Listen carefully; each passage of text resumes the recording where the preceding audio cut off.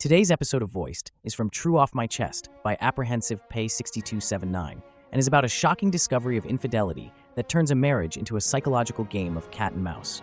What will happen when the truth finally comes to light? Subscribe if you enjoy. I'm using a throwaway for this. I found the phone 3 months ago. The way I found out he was cheating was by accident. I had recently gotten a new phone because I dropped my old phone and the screen cracked so badly that I couldn't even use it at all. It was hard to get all my contacts, so I decided to go on our phone account and just get the contacts from there. My husband is the one who is in charge of paying for the phones, so I never look at the account. I went on his computer, and he had the password and login automatically saved, so it was easy. I got all my numbers, but then I noticed that instead of just 2 lines on the account, there were 3, and another phone was listed that neither of us had. Honestly, at the time, I thought nothing of it, and thought maybe it was a line for his grandmother because she only has a landline, and she had mentioned a couple of times wanting to get a phone, and he just forgot to mention it. Cheating never even crossed my mind. I didn't even ask him about it and went on with my day. A few days later, I was hanging out with my best friend, and she asked if I was able to get all my information back, and I said yes, and just mentioned that I even found out his grandmother had a phone, and he didn't tell me. But it wasn't a big deal. I don't know what made her ask, but she said, "Are you sure it's his grandmother's phone?" And I said, "Pretty sure." She asked me to double check, and I wasn't going to do it, but I was curious. I called his mom first to say hi and asked her about his grandmother and if she had found a phone yet. And his mom said no, that she decided she didn't really need it. I waited for him to go to work the next day, and I looked at the account again.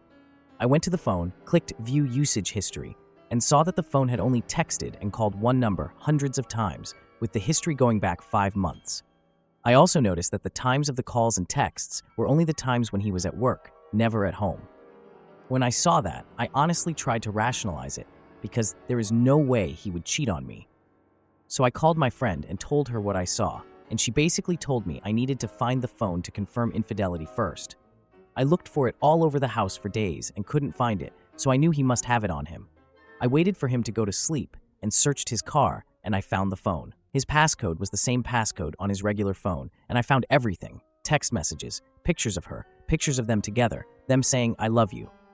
She sends him a good morning video message every morning, and he has kept every one. I was heartbroken and cried the whole night. My friend told me to take the phone, turn all the location trackers off, and then turn it off. The morning he left, he was 30 minutes late to work because he was looking for it, but he couldn't ask me because he would have to reveal he had another phone. I kept asking him what he was looking for, and he said a file for work. He eventually left. I went to a park with my friend when he left and turned the phone on and put it on airplane mode and proceeded to go through everything. Our whole marriage is a lie. He has pretended that he cares about me, that he loves me, while building a relationship with this other woman who knows he is married. I can't even describe how I felt when I found everything out. I still haven't confronted him about it, and that's because I'm planning to leave in a few months. There is a benefit to being married to him that I would lose if I filed for divorce now, but I won't need that benefit anymore in a couple of months. He knows something is up because I put the phone back 4 days later underneath his car seat, the same seat he checked more than a few times when he was looking for it. I even charged the phone back to the same percentage that I found it at. I got that idea from my friend. The day he found the phone, he came into the house and hovered over me the whole night, and he was just really quiet. He hasn't asked me about it, and I think he knows I know, but asking would lead to more questions. These past 3 months, my behavior has changed, and we haven't been intimate since I found out. I've rejected every advance, and he is panicking to the point that when I checked the account in the first month, the 3rd phone line had been removed.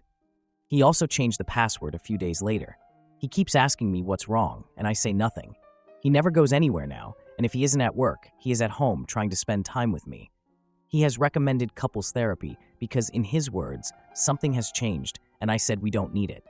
To be honest, I am finding a weird joy in seeing him panic because he ended our marriage, and I think he should suffer through worrying until I leave him. I have everything. My friend was able to show me how to get all the texts, video messages, and pictures of them together. I only took the ones where they were not nude because my friend mentioned potential issues with taking nude pictures of someone who hadn't given them to you. I also got the phone account usage before he locked me out of the account. She is keeping everything for me. In fact, it was her idea to let him panic. I also already had a sexually transmitted disease test. I'm on his insurance, so I paid for it out of pocket, and I'm fine. So I spontaneously decided to make this post earlier because I was home and thinking about my impending divorce. I ended up on the divorce subreddit, which made me so angry. Him cheating on me was incredibly painful. In a way, me doing this to him is petty, but when I started this, it was the only way to make him hurt like he has hurt me. He absolutely destroyed me with this, and I have been trying to heal slowly with the help of my friend. I don't know if I ever will. I don't care if he finds this post on here or other social media. He knows I know he cheated, or he wouldn't be trying to prove to me he is where he says he is all the time. I'm done. I have a friend who is helping me through this, including looking for lawyers. He can be with whoever he wants. The hurt is too much for me to ever care about him again, to love him again. I'm only staying because I need something. I have a few more months left to go. I don't know if I will update because I have a long road ahead of me. Wow, what a roller coaster of emotions. This situation is both heartbreaking and infuriating. It's crazy how someone can be living a total lie right under your nose while pretending everything is fine. The way our OP is handling this, letting him panic until she's ready to make her move, that's like a brilliant game of emotional chess. It's understandable to feel that weird satisfaction from watching someone who's wronged you squirm. But let's not forget, healing takes time. Our OP has a supportive friend, and that's crucial in a tough spot like this. What are your thoughts? Do you think revenge is justified in cases like this, or should one seek closure differently? Drop your opinions in the comments. Thank you for listening to today's episode of Voiced. If you enjoyed daily high-quality stories, please like and subscribe to show your support.